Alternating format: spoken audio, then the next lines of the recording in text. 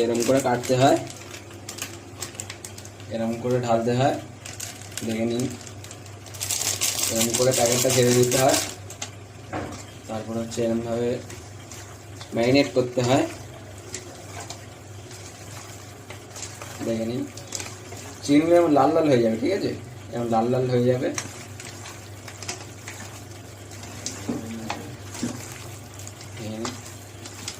হয়ে গেল, এটা হচ্ছে রেডিমেড মশলা,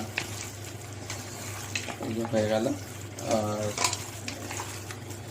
কটা লঙ্কা চিড়ে দিয়ে দেওয়া হবে, হয়ে গেল। একটা বেরিয়েছে, হয়ে গেছে।